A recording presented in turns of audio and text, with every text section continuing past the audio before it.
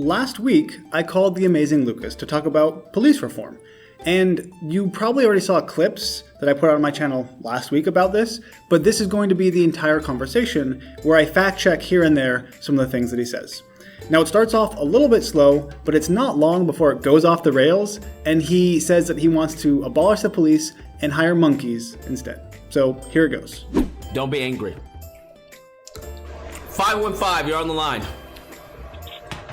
Hey man, can you hear me? Yeah, I can. What's your disagreement? All right, well thanks for taking me.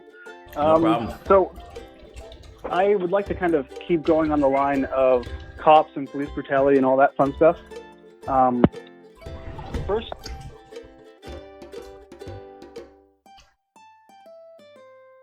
talk about bootlickers, right?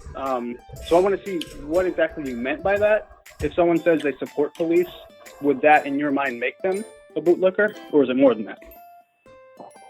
Someone supports police? Yeah, so like let's say someone says that I support police generally. Would that in your I don't know mind what that means. make them? Well, if they think overall police do a good job. So like if police overall have a net positive benefit to society, if that's their view. Yeah, I think they would probably should clarify and say they support good police. That I can agree with. Well, yes, obviously. Well, no, not obviously, right? Not obvious. Okay, well, yes, there are people who will excuse the bad police. But my point is, so there was a video you made, I think it was in reference to the cop who made the video about LeBron James, like the TikTok viral video, whatever, where you were talking about police being low IQ individuals and monkeys with badges. Yep. So by saying, oh, well, it's definitely justified, this is a monkey's mentality, okay? These are monkeys with badges walking around trying to catch you going 5 miles above the speed limit, all right? But like I said, the majority of officers are very unintelligent. They're very low IQ. Very low IQ. It is what it is. So I just want to see if do you stand by that for 100%. For most police? 100%. So then would it be accurate to say you don't support police at all? I support good police. But then how can you say that police are monkeys with badges and low intelligence? Because you can be a good officer and still have the IQ of a monkey with a badge. Do you believe monkeys are inherently bad? No, but I don't think a monkey can do a job that a police does. Well, I think they can. Even if they're a well-trained monkey. Well, there you go. I think they're well-trained monkeys. I see it every day. Even then. So why do you think that? Why do I think what? Why do you think that if you truly believe that, then wouldn't it just be like cheaper to get monkeys as police? Yeah, I agree. People? I 100% agree. But you understand how and you hard don't think that's going to be? That would have any negative? You do understand how hard impact? that's going to do? That's going to be a hard pitch, though. It's going to be a hard pitch. I don't think anyone would buy I it, get though. that. That's the only problem. Because America likes to waste money. So if I gave them a more efficient way that they could save money, naturally the politician would be like, no.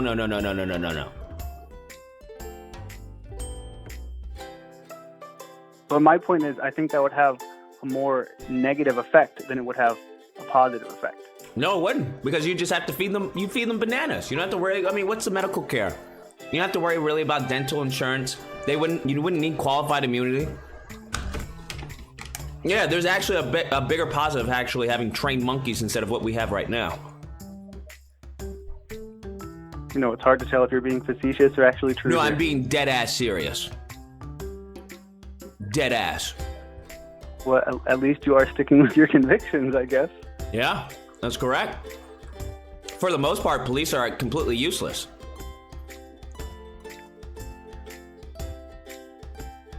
Police, in any way, shape, or form, reduces crime? Nope. You want to know what reduces crime? A civilian with a gun. Well, I don't disagree with that. All right, great. So how about we eliminate the police and just make sure everyone is armed? Well, I think that everyone should be armed if they want to. Okay, great. But I don't think eliminating the police is the way to solve I think anything. they should be forced to be armed. So what about the people who don't want to own a gun? Are they Well, they don't get to live here. They have to go out. They have to go overseas. I mean, I guess that would be a way to get rid of a lot of liberals, right? That's one way.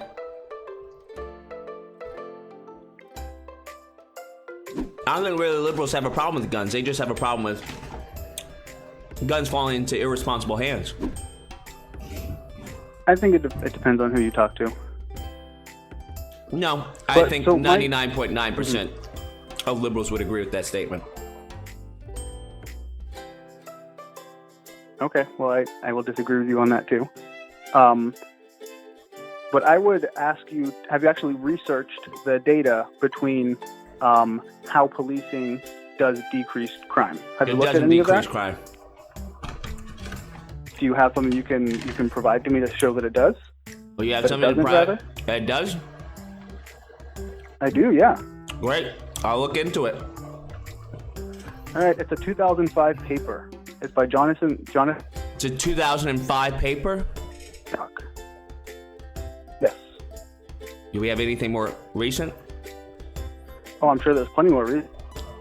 If there's plenty more recent, why would you give me a 2005 paper? Because that is the one that I had on hand. All right, sure. What was the conclusion? What did they say? Less crime. What? More cops in a community equals less crime. How did they come to that conclusion? Because they looked at the areas that had increased cops, the areas that had the same level of cops, and they looked at crime levels and accounted for the other factors, which I don't entirely understand how they do, but they're social scientists. They know what they're doing, hopefully. And they found that if you have more cops in an area... So you have no idea how they did that, the crime level. But you just agree with it. Yeah, I think you and okay, so that's great, right? That's great. So how about we replace the cops with neighborhood watch? Now, I want to pause it right here for just 1 second. He has an issue with this source because it's a little bit on the older side. And sure, 2005, that's not very recent. But that doesn't mean that it's wrong. This source says specifically that an increase in police presence leads to a statistically and economically significant decrease in the level of crime. So it's pretty clear. But let's say you don't like this source because maybe it's a bit too old. I could look at this source instead, which says virtually the same thing. Or this one. Or we could look at this one. Or that one. Or this one. Or this one right here. Now, I could keep going, but I think you get the point. The fact of the matter is, it's really easy to find sources that show that more cops equal less crime. It's not a difficult thing to find. And the fact that Lucas is 100% sure somehow that this doesn't exist tells me that he probably hasn't done the research to back up his position. Because if he had, he'd probably come across this article from Vox, which is not a right-wing publication, arguing that because of these things, we should probably hire more police. Which is the exact opposite of what Lucas wants to do. And this article points out that a number of these studies show that it's not that crime is reduced because people are arrested. Instead, it's simply that with more officers around, fewer people commit crimes in the first place. And believe it or not, this is pretty logical. Seeing police officers in a community is going to deter you from committing crime in that community, in a way that Neighborhood Watch certainly will not. And now, if you don't think that this is the case, just consider this sign that says that there's Neighborhood Watch in the area. If someone is looking to rob a house, do you really think that this sign is going to deter them from doing that? Probably not. On the other hand, if they see a cop car a block or two down the road, they're going to think twice about breaking into one of these houses. Cops deter crime just by being visible. The Neighborhood Watch does not and will not have the same level of visibility. It's just not going to happen. So if you want to see crime increase, specifically in inner cities and high minority areas, then by all means, abolish the cops and see how it goes. But please start somewhere like LA, where Lucas lives, because I like police officers and I don't like crime in my city. And getting rid of cops is a great way to increase the crime. There we go. Bada bing. Like I said, police are useless. They do absolutely nothing. I still disagree because that's not the same thing. Why isn't it the same thing? Well, for one, police I would think it would be more secure, right? Because most of these officers don't even live in the neighborhoods that they that they patrol. I No, know the but people my in my point is- community better than an officer does. I'm an armed Sure. citizen. I can protect my Sure. property than any officer. Officers respond So to crime. what are you going to do? What are you going to do if someone calls you for help, but you're at work?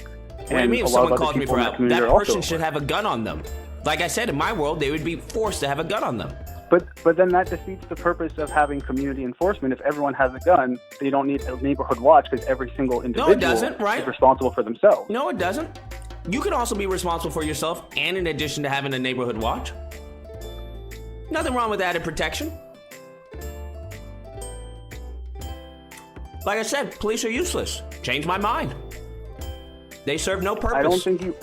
I don't think you want your mind to be changed, to be honest. No, I really do. They serve no purpose. I have yet to have anyone present a compelling statement to me. Well, You call the police I when think something if has already happened, right? Sometimes, sure. Sometimes you call police when something is The majority going of to the happen time. or about to happen. The majority of the time. The majority of calls aren't even serious calls. Yeah, I'll concede that too. Yeah, I know. But that They're doesn't mean- useless. Serious calls are the ones that have something horrible happen, don't have. Yeah, why the there horrible shouldn't be thing any- happened? Probably because the person wasn't strapped. Probably because of gun laws. I guess there were, guess how many domestic abuse cases would go down if the woman was strapped? Well, why is it? It doesn't have to just be a woman who's the victim. I know, men get abused as well. Uh-huh. Uh-huh. Yeah, the police. That's my stance on it. Changed my mind. They serve no purpose. Asset forfeiture, have you looked into the data on that? What was that? Asset forfeiture. I have not. Oh, you haven't? Oh, that's interesting. It sounds like your data is very skewed one way. I'd look into that, my guy. Have fun. Sucker le macaque. How do you say that in French? But yeah, how do you say it in Spanish? Chupa mi polla. Yeah, that's what I say to the police. And any bootlickers. You ready? Chupa mi polla.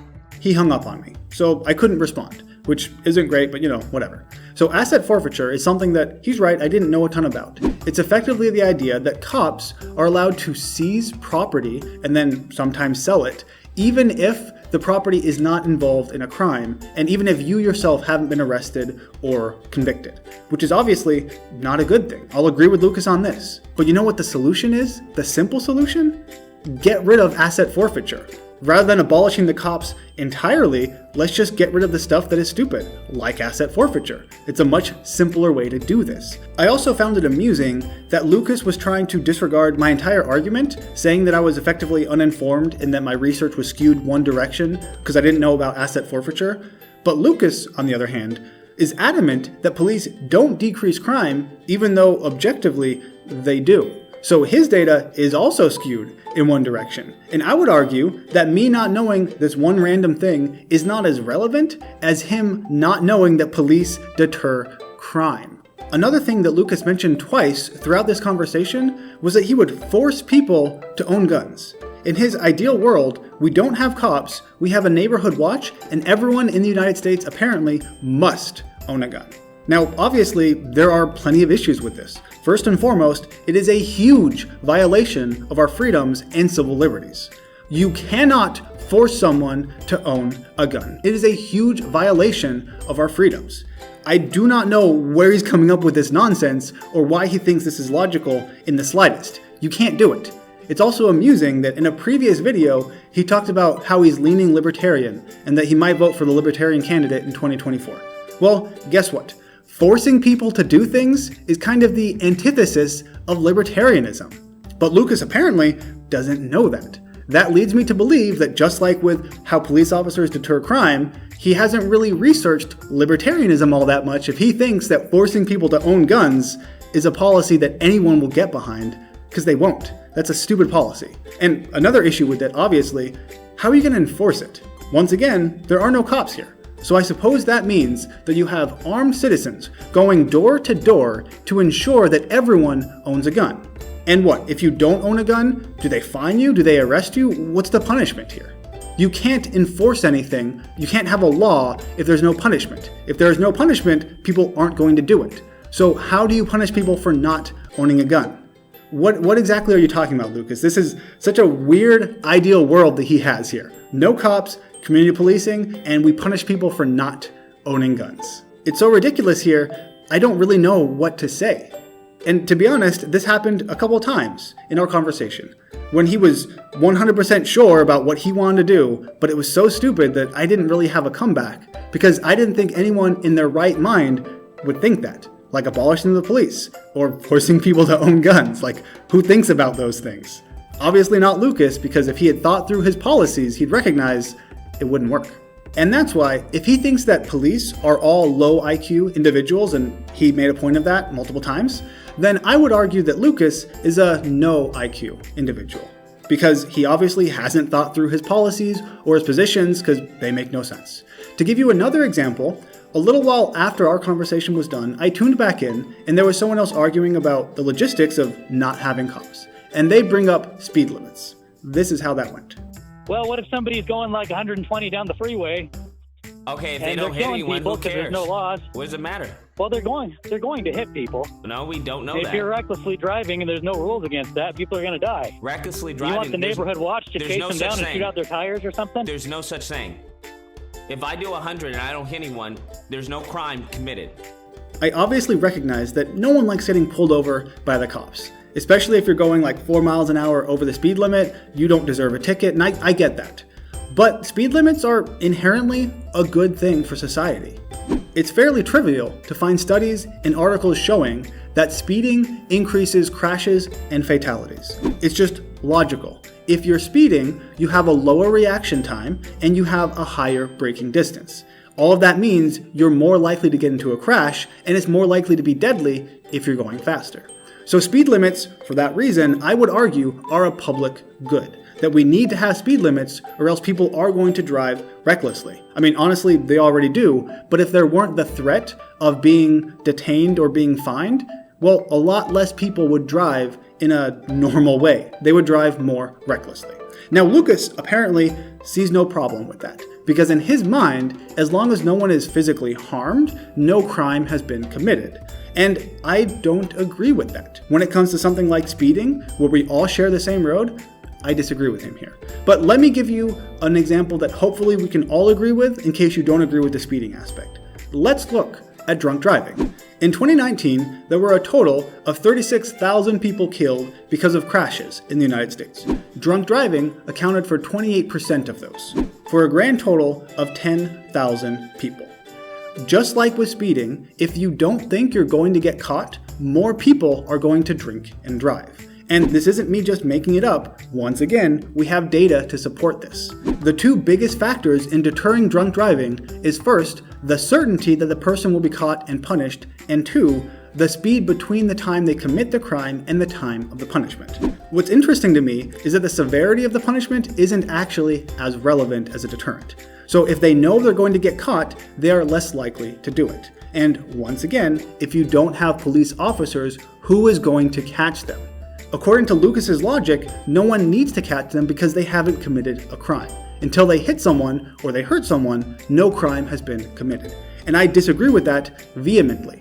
In a society, we impose restrictions on ourselves, like don't drink and drive, for the good of society. If you choose to drink and drive, you aren't necessarily choosing to hurt someone, but you are knowing full well that you are increasing that probability dramatically. You are choosing to be responsible for your actions, and as a result, you should be punished for those actions. Once again, if you want to live in a world with higher crime, with more speeding and more traffic fatalities, and with more drunk driving, then by all means, eliminate the cops. I personally don't want that. That all sounds horrible to me. At least in this, Lucas is kind of aligning with libertarianism. I mean, I'm not sure how many believe this, but I know there's that famous debate where people were arguing against driver's licenses.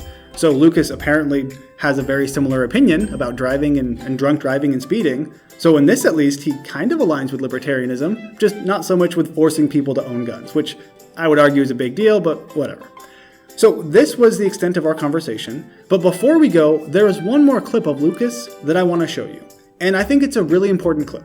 This was him a year ago talking about how effectively police were the good guys and trying to distinguish between the bad cops and the good cops. But now he makes no distinction because police are all, apparently, low IQ individuals and monkeys with badges. He's come a long way in the past year. But what has happened recently is that we've had 3 gang members with badges, because I don't consider them officers. And if I ever slip up and say they're officers, let me just tell you, I do not consider these monsters as officers, okay? What they do is they stain the badge of actual officers. But like I said, the majority of officers are very unintelligent. They're very low IQ. Now, I don't know exactly what happened in the past year to change his mind, though I imagine it was probably the BLM stuff. But the fact remains that Lucas from a year ago seems like a much smarter guy than the Lucas we have right now. I would very much like to return the newer model and get the old Lucas. He's actually able to, reason and think through his positions. But the Lucas currently apparently can't do that. So the moral of the story is, don't be Lucas and stay smart. Thanks for watching, everybody. Let me know what you think in the comment section down below. I know many of you have already talked about this and how you have unfollowed Lucas recently because he's kind of gone off the deep end, and I would agree with you. Was there a time or something he said that caused you to make that jump? If there's something that he did say that I missed in this video, let me know because I'm interested why you stopped following him. As always, thanks for watching, and I'll see you next time.